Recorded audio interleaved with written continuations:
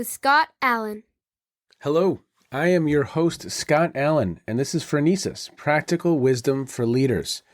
If the topic is leadership, I'm in. I've spent more than 20 years in the field teaching, learning, writing, and questioning. When I'm not working on Phronesis, I travel, delivering keynotes, working with individuals and teams, and helping people from organizations across industries become better leaders. Want to learn more? Visit me at scottjallen.net. Phronesis offers a smart, fast-paced discussion about all things leadership. We explore relevant topics and incorporate practical tips to help you make a difference in how you lead and live. Listen Notes lists Phronesis in the top 3% of podcasts worldwide. Phronesis is the official podcast of the International Leadership Association. ILA brings together those who teach, study, and develop leadership, advancing leadership knowledge and practice for a better world. Learn more at ila-net.org. Finally, if you enjoy Phronesis, please subscribe to stay current on our weekly episodes. If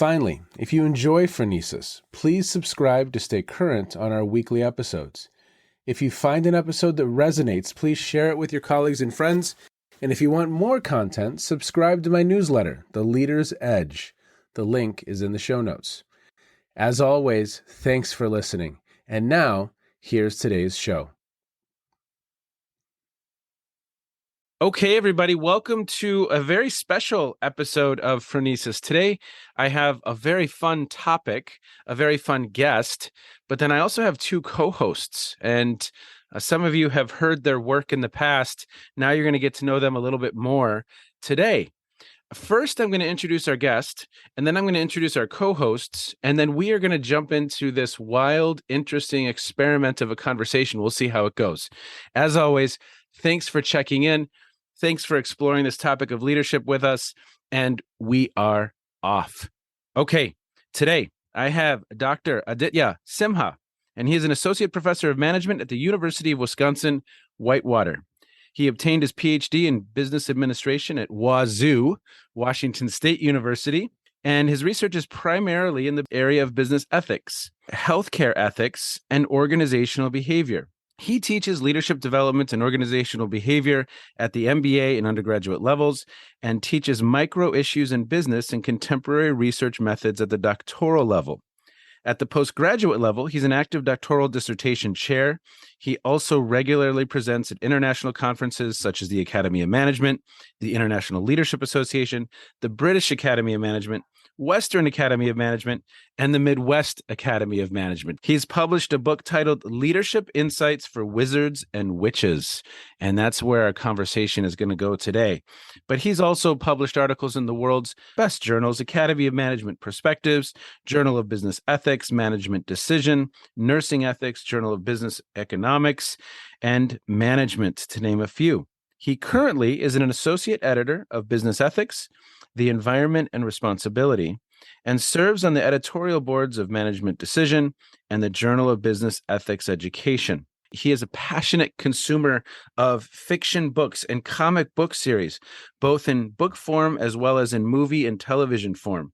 This includes the Harry Potter series, Lord of the Rings, anything by P.G. Wodehouse, the Tintin series, Hellboy series, the Batman, John Constantine, Superman, Spider-Man, and many others. Additionally, he loves films of all genres and languages and music like the Beatles, Lady Gaga, AC/DC. He is also a huge fan of professional wrestling and often looks to integrate examples from pro wrestling into his work. He lives in Waunakee, Wisconsin. It's the only one in the world, I'm told, with his wife and two sons. They are ages 8 and 6, and they have a pet otterhound. So, sir, thank you for being with us. We really, really appreciate your time today. We're going to jump in just a moment, but I also have Emily Allen, who is a co-host today. Emily, she is about to enter 7th grade. She's 12 years old. Emily, why don't you say hi and let listeners know a couple things that you're interested in? What do people need to know about you? Hi, I'm Emily. I'm really into musical theater right now. I like making jewelry for my mom, for family, friends, stuff like that. And I love to travel. I love to go places that I've never been before and that not many people have ever been before. It's just really fun for me. Awesome. Okay. Thank you, Emily. We also have Kate Allen. And Kate Allen, what do people need to know about you? You're also going into 7th grade. You're also 12 years old. Well, I like chess, I like reading, and I also like doing the New York Times games. You do like that. I You do. do like that. It's fun. And because the topic is leadership and we have the two of you here, if we were to say who is a better leader, mom or dad, it's probably Mom, mom. Well, Scott, you can always edit that out. Adi, now you know where I stand. Just have them say dad and then, splice that in. Well, sir, before we jump into this book about wizards and witches and the Harry Potter series and leadership, and really the girls have come up with some of the questions that we shared with you. Is there anything else that listeners need to know about you? No, that was a very solid bio. In fact, when I sent you that bio, I wasn't sure if it was too long or not, but thanks for reading most of it. Great. And I saw some connections. The Beatles, for the girls, for their birthday this year, we gave them their first comedy show and their first concert. So we went to see Paul McCartney in Syracuse. Oh, And just a awesome. magical evening. Emily, what was your favorite song? Well, I loved the pyrotechnics for Live or Let Die, but Hey Jude, the cell phones were just like stars. It was amazing. Awesome. And Kate, what was your favorite part? Probably Mr. Kite, because the pyrotechnics for that. You can edit that, right? Yes. They were like lasers everywhere, and it was super cool. It was a wonderful show. Adi, it was like 2.5 hours. Paul McCartney's 80 years old. He's still just cranking He it is out. amazing. We attended a concert of his in Milwaukee a few years ago. And I loved the fact that he started on time. There were no opening bands. It was just him Yes. for two Yes. and a half, 3 hours. Just incredible. Absolutely incredible. So we have some common themes here: a love for literature, a love for music, a love for film and television series. Let's jump in. So these two have identified a couple questions. Now, before we jump in, let's get some context as to this project. What's the impetus of writing a book about leadership and the Harry Potter series? This is really cool. I came across this call for book proposals, and it was in a series by Emerald Publications. The series is called Effective Leadership Through Popular Culture. When I saw that, they already had two books that were set to be released, one on Lord of the Rings and the other on Star Wars. So when I saw that, I was like, hey, I should write one on Harry Potter. The reviewers liked it. They said, yeah, why don't you write it? And that's what I did. Well, and with an 8-year-old and a 6-year-old in the house, I imagine, well, maybe are they a little too young for Harry Potter yet? So when I wrote the book, when I started writing the book, they were 6 and 4 at the time. Yeah, And so really too young. so yeah, at the time they were young, but now we made them watch the first movie. And I think the second movie we'll make them watch the second movie soon. Well, as a connoisseur of comic books, these two young women have been just voracious when it came to graphic novels. So we moved from kind of children's books right into graphic novels, which literally all over the house, and you are consuming these graphic novels voraciously. But really, the first book series that the two of you really jumped into, and I think it's like 1 million+ words. Is that accurate? Yeah. In the series. I mean, they plowed through this series, didn't you? Yeah, I fell in love with it. It was really great, and it was a fun book to start out with. And in all cases, I let her do it first. So Emily started reading them first, and then Kate kind of picked up on it, and both of you just plowed through the series, and then we watched the movies, and these two have developed some questions for you. Oh yeah, no, I love those questions because they show that you've read the books and watched the movies. That's a lot of people, they sometimes only watch the movies and then they don't quite get the entire context. So you guys are awesome. With most series, the books are just so much better than the movies. I completely agree. The movies for Harry Potter, they were magical. They were wonderful, but the books. The books are at a different level altogether. Yeah. Yes. Yeah. Paint a totally different picture in your mind. Yeah. And Peeves the ghost, he wasn't even in the movies. What's up with I that? know. A lot of I characters, they just dropped them. And know. For listeners, I am nowhere near in this depth of knowledge around Harry Potter. So that's why I have the two ringers today. They've come up with some questions. Kate, why don't you start with your first question for Adi, and let's see how he responds to this. I think it's about Dumbledore and ethics. We've got a business ethics professor here, so this is going to, or at least a scholar of business ethics. So let's see what he has to say. Go ahead, Kater. All right. Well, in the books, Dumbledore lied to Harry throughout the series, or at least withheld the truth greatly. Even during the first book, Harry was curious about it, but it wasn't even partially revealed until the fifth. And even later, Snape has to tell him because Dumbledore was dead and Snape was dying. He knew Harry had to die, or at least get incredibly close to defeat the Dark Lord. Was it ethical of him to hide the truth about someone else, even if it was for a good cause? that is actually one of the biggest criticisms that people make of Dumbledore. I've seen a lot of that. Sometimes when you go to a Harry Potter page, you'll see comments. Oh, Dumbledore wasn't that great. He hid the truth, or he put Harry into danger. But I think you can explain part of it by considering that Dumbledore had to do that. If he told Harry the entire truth and Harry became aware that, there was potentially a Horcrux inside of him, then Voldemort would have found out. And then the task of destroying all the Horcruxes would have become a lot more difficult. For a long time, Voldemort did not know that they knew about the Horcruxes. So that's why Dumbledore had to. He didn't lie exactly, but like you said, he didn't tell the entire truth.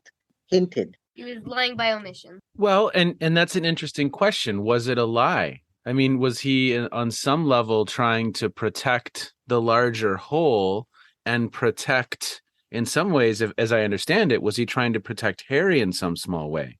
Yes, it was a bit of both. He was trying to protect the larger goal, which was to get rid of Voldemort, but he was also trying to protect Harry because, not just because of the Horcrux, but as it is, everyone was out to get Harry. If Hmm. people knew that Harry had a Horcrux inside of him, that would have made it, the target even bigger. I mean, on one level, what's really fun about this series is that both Harry and our leads and some of the faculty in Hogwarts, they're placed, as many leaders are, in these ethical dilemmas as to how to Mhm. proceed and how to move forward, right? Is that a theme in the book that you cover, that you talk about, that you discuss? I talk about ethical leadership, and I also talk about servant leadership and authentic leadership.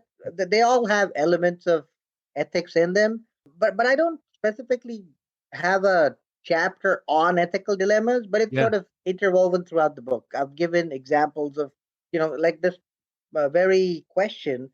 I've written a little bit about it. That Dumbledore was, you can accuse him that, all right, you weren't completely honest. But then in the grand scheme of things, it worked out because he always had a backup. I write about that in the book, that you have to have a backup. If you have a backup, it's not necessary that your backup knows that they're the backup. So you have a bunch of backups, which, if you notice, like towards the end, Harry starts doing the same thing. He tells Neville, see the snake, kill it. And he Ah, doesn't tell him why. ah. He's just creating. He realizes that, right? At that point, he's like, oh, I'm behaving like Dumbledore. But it's necessary because the larger mission is to make sure that, the big villain gets decimated. And I think leaders are placed in that position all the time where they Mhm. either can't share information or it's not in the best interest of the whole to share. And it's in a terrible situation to be in, but that's happening in governments and in corporate America all over Absolutely. throughout time. And so the ethics of this series is, I love, Kate, that you picked up on that you asked that question that was going through your mind. I think it's just absolutely wonderful. And Emily, you have a first question about Harry not having a father figure. Would you share that one? Harry never really had a father figure to lead him who didn't die. Hmm. He had father figures, but they all just kind of died, which is kind of sad. Do you think that the fact that he practically raised himself impacted his leadership skills? That's a very great point because all of his father figures, they eventually, I guess it's not a healthy thing to be a father figure for Harry. In the As a series. father, I don't like to hear this through line. They all kicked the bucket. They all kick the bucket. But for your, for the second part of your question, I think it basically speaks towards self leadership. Like sometimes you might not have a mentor that is long term. You might have a mentor for a short period of time, but that short period of time is enough to give you the confidence that you need. For instance, if you consider Lupin, Lupin was he was only the teacher for one particular year, but that period was enough. He taught Harry the Patronus charm, which is probably I think that's the one charm that Harry used the most. I mean, in the entire series, he had to use it a lot. I mean, to fight off Dementors and when he goes back using the time travel device, and he has to he has to use it on himself basically. So yeah. He also was very fond of Expecto Patronum, it seems. That's the same thing. It's Expelliarmus. No, it's Expelliarmus. Oh, yeah. My brain. Oh yes. I feel like I'm at a Star Trek convention all of a sudden. Okay, so it's like a Harry Potter convention. Yeah, it's a Harry Potter. Okay, in episode 7, scene 3. Yeah. Okay. But I think that's a very, very great point that at times we are going to have individuals enter our life who teach us. They have lessons. They have advice that can help us along the way. And even though Harry may not have had a consistent father figure, he had mentors and guides throughout the series. Different mentors for different parts of his development. Although you could also consider Arthur Weasley as I mean, if not a father figure, at least an avuncular figure, like an uncle of sorts. And he doesn't die, so I guess that's some stability. One person wins. So at least one father figure. I feel like I'm in a Disney film all of a sudden, right? Mom or dad or both die at the very beginning. So I think that's wise. And I also think we could go to kind of some peer mentorship too, because people like Hermione, as I understand it at least, she was a mentor for Harry throughout the series. Definitely. Would you agree? Absolutely. She was probably the most level-headed of the three. Throughout the series, Hermione's the one who is the most dependable. Yeah, speaking of Hermione, I have another question about her. Who do you think in the end became a better leader, Hermione or Harry?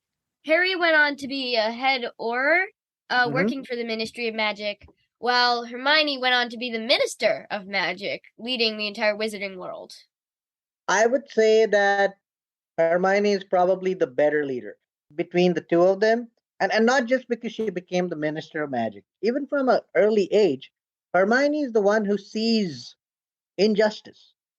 Like the house elf situation. Nobody else sees that.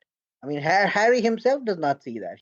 He sort of gets persuaded by Ron. Oh, the house elves like it. They like, working for wizards. They like doing whatever we tell them. But Hermione's the one like, no, they don't like it. They're just conditioned to that. So Hermione, she starts that that group, right? The SPEW. That never catches on. And I'm sure as Minister of Magic, she probably puts in actual laws that help in the upliftment of other non-human magical creatures. So I would say, yeah, Hermione for sure is probably going to be the leader that has a bigger impact. Harry is a good leader, but not to the extent of Hermione. I think Hermione's leadership is likely to be more long-lasting. Emily, how would you answer that question? Do you agree? Do you think Hermione is probably the better leader? Yeah, of course. She saw things that other people didn't. She caught on to things. She was always really smart with her leadership. She always knew who to trust, stuff like that. And Kate, what do you think? Even in the first book, she showed signs of very high intelligence. She solved the riddle that only a practical thinker could solve. And most people in the wizarding world are not practical thinkers. So that makes her stand out, and seemingly that makes her show more intelligence generally. And going back to the Ministry of Magic, I actually have a question regarding Cornelius Fudge. Look at these two with these seamless transitions into the next question. Yes, they're segueing We got some ringers perfectly into here. the different questions. Cornelius Fudge told the public that all was well, and Voldemort had not returned. This is in the 5th book. He accused Harry and Dumbledore of lying despite evidence that they were telling the truth. Under different circumstances, might this tactic have worked? Lying. Yeah, that's a fantastic question. And I mean, that particular question has so much real life parallels. You know, when the pandemic began, there were a lot of countries where the leaders were like, "Oh yeah, it's not a big issue. We have it under control. Nothing's the problem. It's just a common cold. You know, eat a potato or something and it'll take care of it." They were pushing all those pseudoscientific things out there.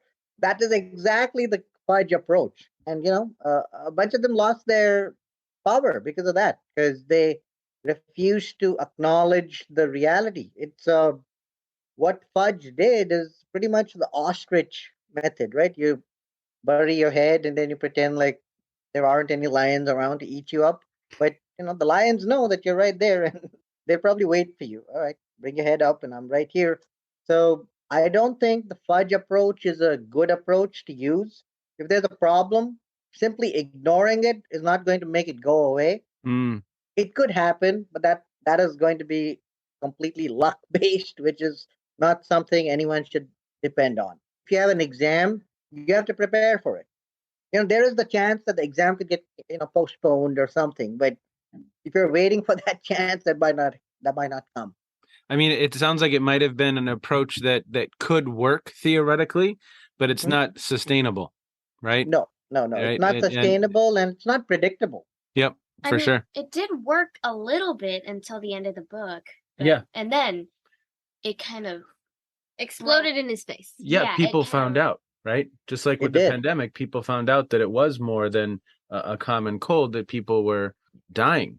So in theory, it worked for a little while, but then it wasn't sustainable and people found out. And you said it blew up in his face? But it just kind of like exploded all over him and he had to resign, which is pretty much, I think, the last thing he wanted. Kate, what's another question that you have for Adi right now? Well, Dobby sacrificed himself for Harry, Hermione, and Ron. I see Dobby as a leader. So is the ability to sacrifice a good leadership quality? So Dobby's an awesome character, because when Dobby dies, that is like perhaps one of the most tragic moments in the entire book series. I felt more, I guess I felt sadder when Dobby died than when Sirius died. I mean, I was gunning for Bellatrix when that happened. I was like, somebody has to take her out. Yes. So for Dobby, justice for Dobby. And then Molly Weasley did. She said the only swear word in the books and just killed her right there. It was amazing. Oh yeah, I was having so much fun reading that part. Molly was like amazing in that. She was like, "You're not killing any more of my children." Boom. Oh yeah. I have like new respect for Molly because of this. Like, you killed Dobby. Oh yeah, no. Molly's actually super admirable. Molly killed the person who killed Sirius and also killed Dobby. One of my favorite things about Dobby was that he was so ugly, he was cute. That is hard to get in this world, and I loved it. Well, Dobby also didn't follow a direct command, correct? At some point. Oh, I have a question about that. Oh, okay, go for it. Okay, wait. Before we get to that question, I realized I didn't answer your actual question. Oh, okay, go for it. Question about sacrifice. I think yes, at certain times a leader must sacrifice. They don't necessarily have to sacrifice their lives, but they might have to sacrifice something. They might have to sacrifice vacation time, or they might have to sacrifice, a particular, I guess, like a bonus or something for the better good. Yep, for sure. It's tied in with servant leadership. So yeah, I think sacrifice is big in that particular. And servant leadership, Kate and Emily, is really kind of the idea, a very simplistic version of it is that the leader is there to serve the people, not necessarily to be the person on top of the hierarchy, that they are serving others so that they can do their work and accomplish what they want to accomplish. So it's a little bit of a different approach to leadership, that it's almost that you are there to serve others, not for them to serve you. Kind of like the basement of a building. It's there to keep the building in the ground in case something happens. Like a strong foundation. Yeah. Good. Okay. In the ethics of Harry Potter, there are some big dilemmas. One large one would be Dobby's dilemma in Book 2. He went against his master's wishes and warned Harry Potter for the greater good. Is an action like this still ethical? That's a fantastic question. Very nuanced, because a lot of times you might have to do something. You might have to follow a particular order, which you don't consider as an ethical order of sorts, but you go against it. So it's in many ways, it's almost like a whistleblower situation. Hmm. You have something wrong going on in your organization or in your team, and your boss has told you, hey, you have to do this, do it, but you know that it's a bad thing to do. It's the wrong thing to do. So you go against it. I think in situations where ethical principles are getting violated, you definitely have to speak out. So what I don't think Dobby did anything unethical in disobeying Malfoy. Someone could argue that, like, oh, you disobeyed. He was your master. You were supposed to follow him.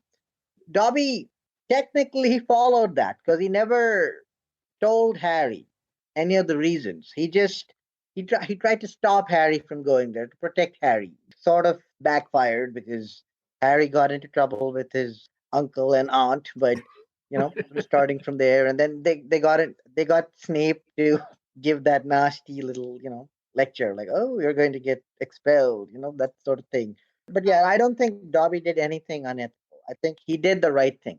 Sometimes doing the right thing could mean disobeying a direct order. I think it's important to ask the question and to be thoughtful about how you decide to move forward. And I did another podcast with a gentleman, and he said that ethics is a team sport. So when you find yourself in some of those situations that are difficult and hard, is there someone you can talk to and have a conversation with about what is the right path forward? What should I do? Should I disobey this order because I think it's unethical? Or should I obey the order because that's what I'm supposed to do? It's complex, but you all you're catching some really, really fun questions. We have time for like 2 more. So Kate, maybe pick your next best question or the one that you're most curious about to hear from an expert. And then Emily, you'll do the same. And then Adi, how I'd like to kind of wind down our time is, are there some things you'd like to highlight from the text that you want listeners to know about? And then maybe that'll kind of lay out our next few moments. So Kate, what's something you want to know? Okay, I have 2 questions that I really want to do. Okay. First one, this is pretty quick. Who's your favorite character and what makes them an effective leader? I don't have a favorite character that's continued to stay my favorite. I mean, there were characters I like, but it's hard for me to pick one and claim that individual is my favorite character. So I really liked Lupin. I really liked Dumbledore. I really liked Hermione. I also like Ron because I think the movies did Ron a big disservice. They made him out to look like a cranky joker, of sorts. But in the books, he's so much more than that. He's his best friend, and I mean, he does get jealous here and there, but overall, he's super dependable. So I think the movies did Ron a terrible disservice. So if someone hasn't read the books and only watches the movies, their impression of Ron is not going to be very accurate. It's going to be sort of okay. The way I'm talking, I guess Ron is one of my favorite characters. Well, Emily, who's your favorite character? Probably Mr. Weasley. Mr. Weasley. Okay. Yeah. How come? He's so obsessed with human stuff. And actually, one of my favorite quotes is from him. This is in I think it's the last book. And Mrs. Weasley is trying to get inside. And Mr. Weasley is going, if you're really my wife, then what's my dearest ambition? She sighs and says, to figure out how airplanes get up. That is my favorite. I love it. Yeah. And Cater, who's your favorite? You're sighing like you're like Adi sighed a little bit that it's hard to kind of choose. Yeah. What do you think? Who are a couple of your favorites? Okay. Probably Luna. I like Luna. I have a question about Luna. Are you going to do that one? Yeah. You want to go We there can now? do that. Yeah, The Yeah, Luna let's- question. Yeah, do Luna. Okay. Is Luna crazy or is she brilliant? This is my question. That's- Because she was a leader, or at least admirable, for being a total weirdo. AKA being herself. She did this against the greater public opinion and bullies who treated her poorly. This does make her a leader, right? Luna is like a fascinating character in the book series, and I would not call her crazy. I would say that she is extremely high on the open to new experiences dimension. She's open to everything. She'll listen to you, she'll acknowledge you. You might have a wacky theory, but she's okay. She's like, all right, if you have a theory, let's go check it out. All Mm. those exotic animals that she keeps talking about, the ones that they believe don't exist, who knows? They might exist. Even in our non-magical reality, there's animals out there that people thought did not exist. Are you familiar with the okapi? No. It's an animal found in Africa. Looks like a deer, but it has zebra stripes and it's got a long neck. It's almost like a giraffe, sort of speaking. No, not as big as a giraffe. It's similarly proportioned.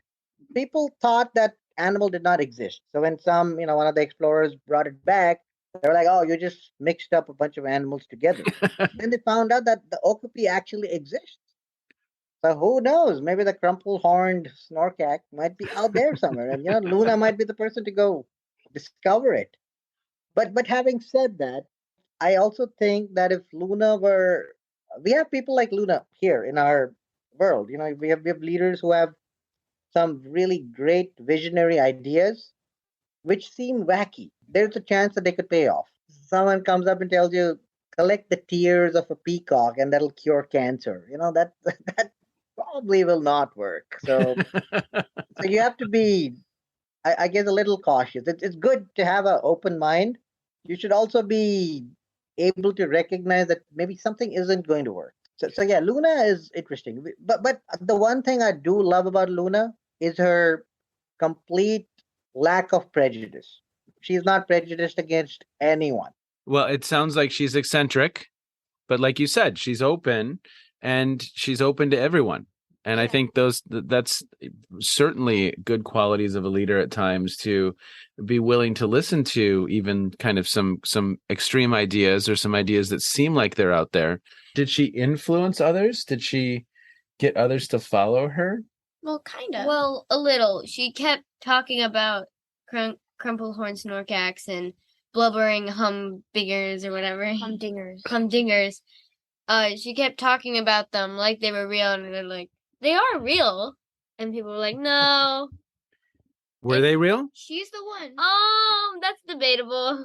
She's the one who came up with the idea to ride their strolls to the Ministry of Magic. She and Harry could only see these invisible beings, and she's like, how about all of us just go on these things and ride to the Ministry of Magic? The Thestrals, yeah. It worked. Okay. Emily, what's one final question you want to ask?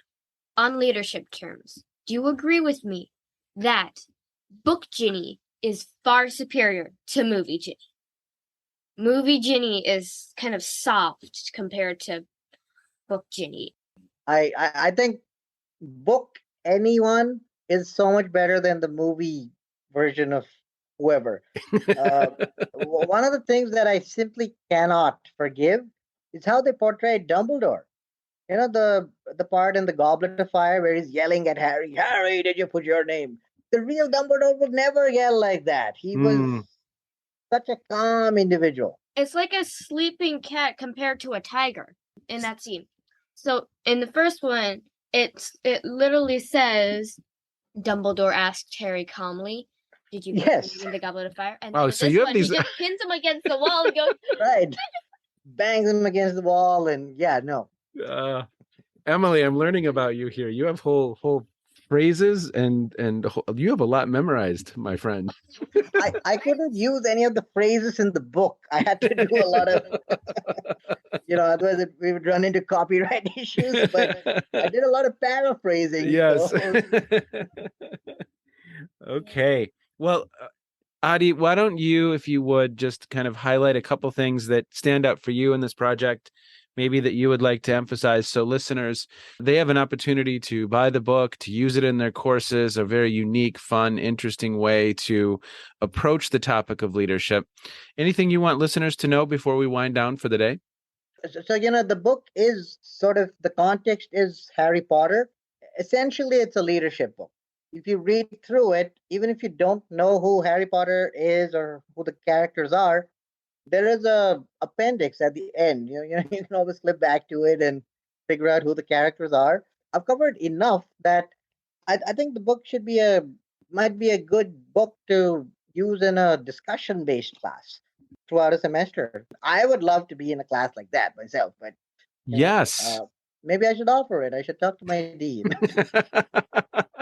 Well, again, you have characters that kind of move in and out of being some of your favorites, and you have ethical dilemmas, and you have the whole process of influencing others throughout that just weaves throughout the series.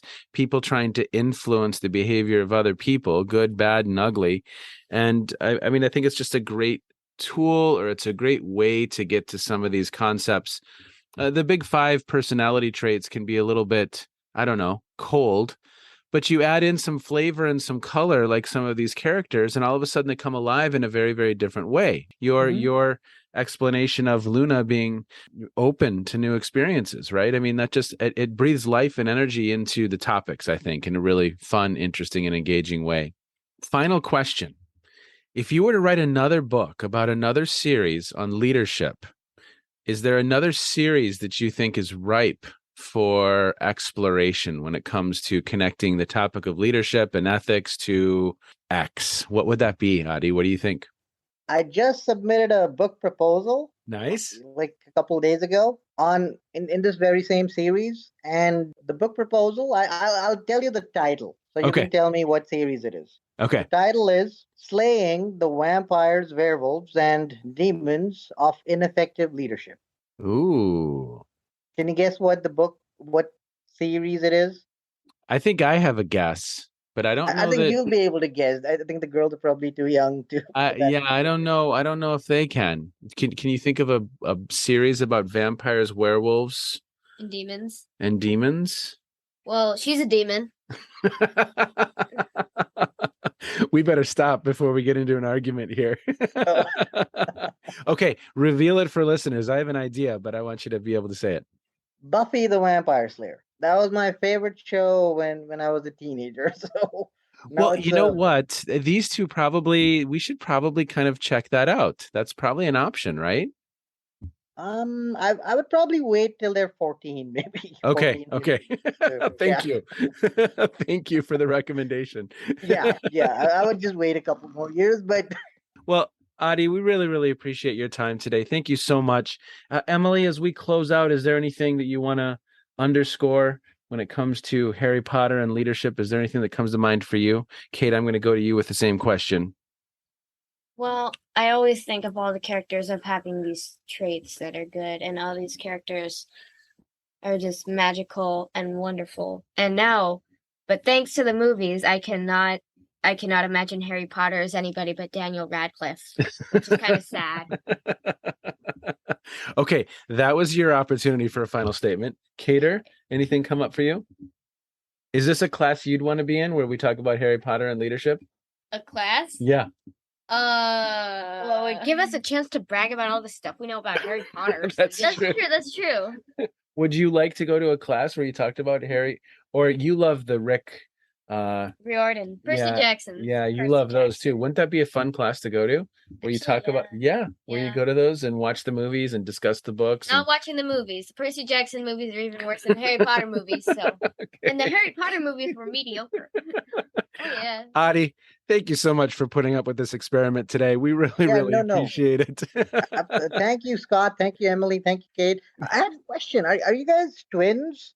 Identical. Yep. Oh, okay. All right. Yeah, because in the beginning when you said seventh grade, 12 years, I was like, okay. Yes, we were at the 20-week ultrasound, and the tech looked at my wife and I and said, "So you're having one baby?" And we said, "Yeah." And she said, "Well, there's two in here." And it forever changed the course, but in an incredibly awesome way. So, well, we really, really appreciate your time today, sir. I'm going to put all this information into the show notes so listeners know how to access the book. And we will have you back as soon as will talk Buffy. And it will probably be about a year and a half. Maybe these two will have explored that series by that point. So It'll we probably will. be a little longer than that because maybe 2.5 years. Yeah, Yeah, I think we'll it'll do work it. out perfectly. So, yeah, you kind of got us hooked here. So we're We'll gonna do we're it. gonna watch it. We're gonna Okay. watch it. They're going to be 30 still co-hosting episodes with you about, different series. So That'll be so fun. okay, sir. Be well. Thank you so much for All being right. with us Thank you today. so much, Scott. Thank you both. Thank you. Bye-bye.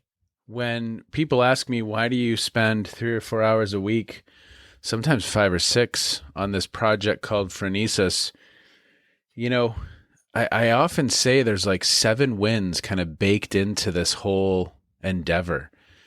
One is just the challenge. Can I do it? Can I release an episode a week? And that's kind of one version of a win. Another win is just that it builds my network. I'm meeting people all over the world during a global pandemic for much of it. And I'm still building my network. I'm still connecting with people. I'm still building relationships. Another one is that it has systematized my learning. I thought that I knew about leadership. And I do know a lot about leadership. But boy, there is so much more to learn. And I've been learning. Another win is that it's led to papers. Published a couple papers directly linked to Phronesis. So I want to say thank you to Adi because he introduced me to another win, which is this wonderful opportunity to take a passion that my girls have, my 2 daughters, Kate and Emily, and a passion that I have. And he served as a bridge in a really, really beautiful way. And even as we were preparing for the episode and kind of talking about things, and I said, hey, come up with some questions, they were starting to get engaged in the topic of leadership. They were becoming more and more interested in topics like ethics.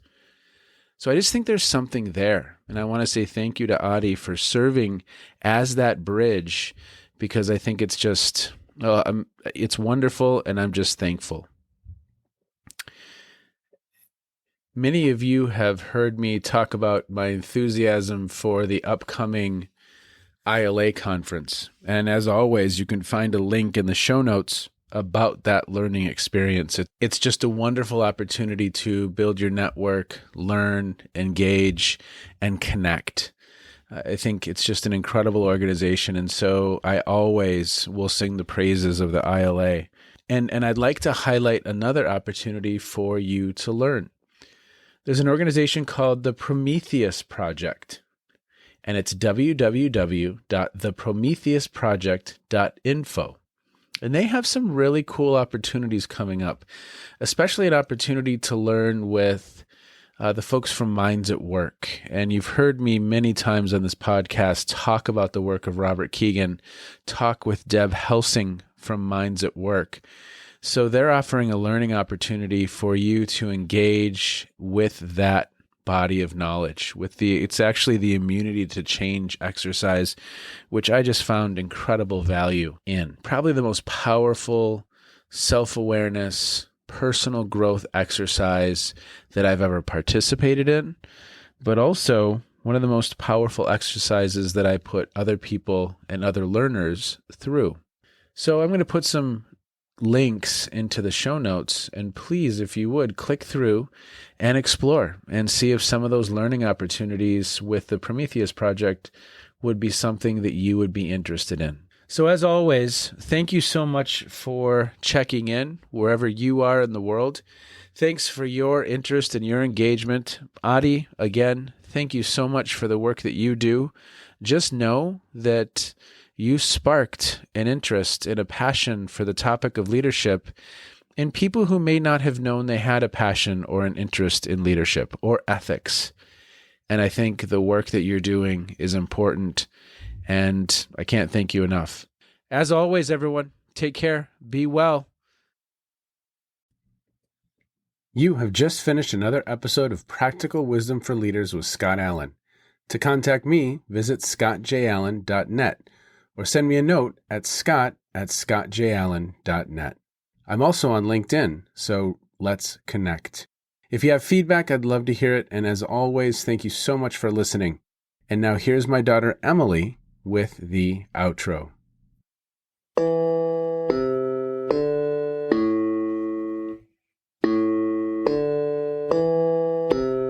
You've been listening to Phronesis, Practical Wisdom with Scott Allen.